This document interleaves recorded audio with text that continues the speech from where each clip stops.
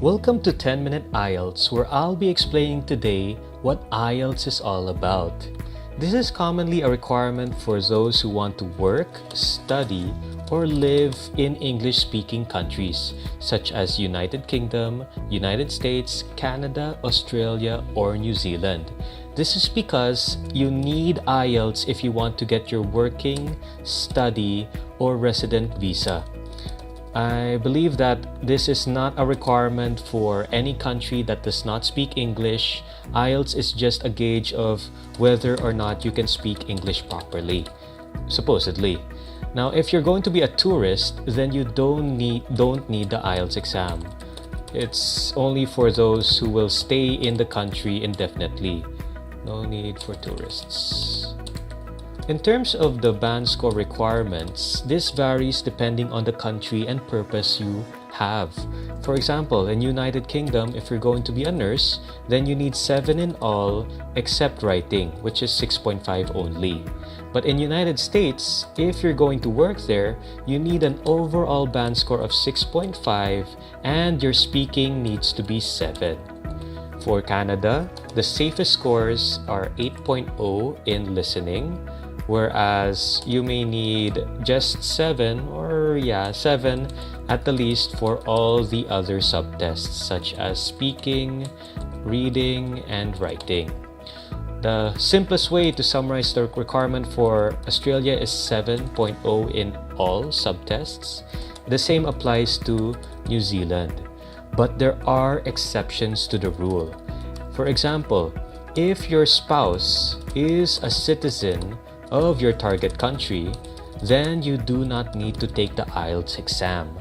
If your husband or wife is British or American, may ask you to take life skills instead, which is just an interview asking for your name and a few multiple choice questions, which will be done in 12 minutes.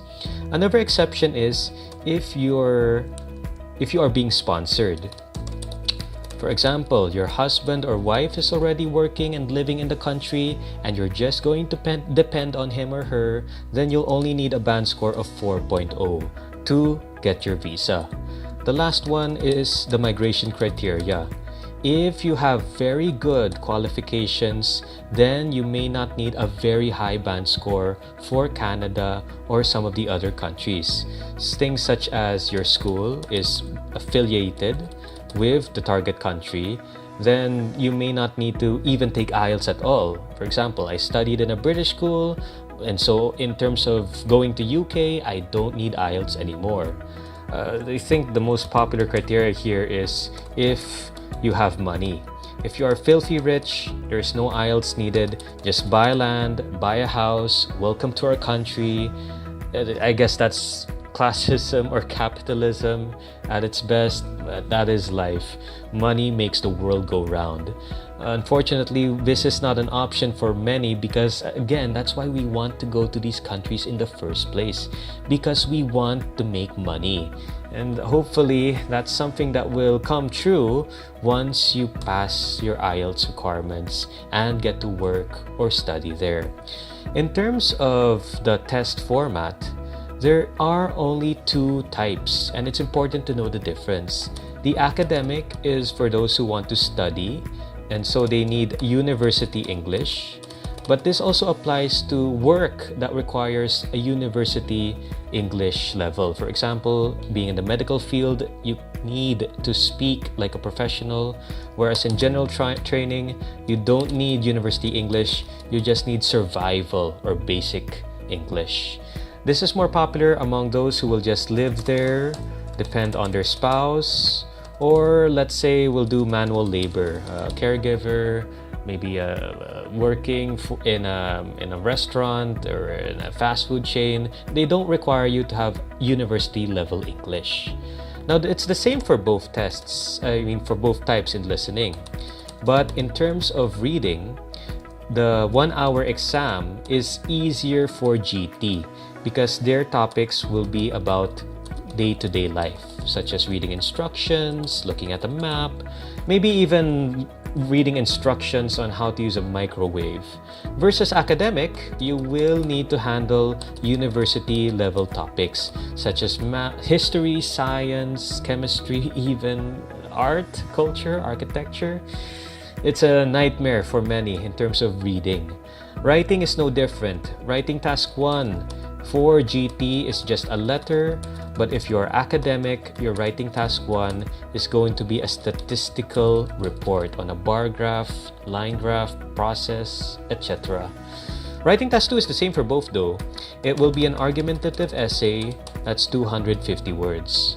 And the full written exam will be 1 hour for both task 1 and task 2. Speaking is only for 12 minutes and it is the same for both ACAD and GT. Hopefully with this, you now have a clear understanding of how long the exam is, because 1 hour plus 1 hour plus another 1 hour for reading would mean that the total test is 3 hours long. When was the last time you took a 3-hour exam? And did you do well in those 3-hour exam? I hope this is why you understand we do need to study for it. We don't just take the test and get good marks out of nowhere. But most students aren't aware of how to even start with all of this. My recommendation is take the test already. Now don't worry, I'm not talking about the actual exam. There are many free practice tests. In fact, I have a video on the free diagnostic. Check out my 10-minute IELTS video on IELTS diagnostic. It's complete already with listening, reading, and writing. Speaking cannot be conducted over YouTube, as you can imagine, but these 3 can be given a band score based on the diagnostic already. I ask you to take the test already because this will be your guide on what you should prioritize. Let's say your target score is 7.0. But when you take the diagnostic, you're only able to get 6 in listening, 5.0 in reading, and you have an unfinished writing task, and you just have no idea what your speaking score would be. Do not take the exam unless you know you are hitting the target band score or the band score you need. Once you know the band scores you are getting in all or most of the subtests, you can move on to step 2, which is to focus on the subtests you are failing in. This is why I want you to take the test already. The formula is target score minus actual score, which would give you the number of months for review. So let's say I needed 7, but I only got 6 in listening. I need 1 month review for listening. I took the reading test. I only got a 5. 7 minus 5 equals 2 months to master reading. Now remember that this is going to be subjective in terms of number of hours and frequency, but it's just a good gauge on whether or not you should register for the exam. Writing and speaking is a bit tougher to do this with because, as I mentioned, you cannot get your band score without having a coach. While listening has an answer key, reading has an answer key, writing and speaking both need an examiner, or let's say a coach who understands the criteria and how it is checked properly. So that's something that I can do for you, especially in terms of speaking. I'll need to conduct the test itself, then give your band score. Get a coach professional coach to assess your writing and speaking. This is something that I can do at 10minuteielts@gmail.com. I can check your essays through here, as well as conduct the IELTS speaking exam through Google Hangouts with this email address, or Facebook if you're more comfortable with that.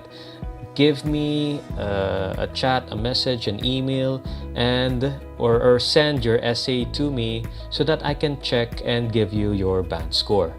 In terms of whether you're ready or not, once you're able to get your target score in the listening test, reading test, and your essays have been given the required score already, then you can take the exam.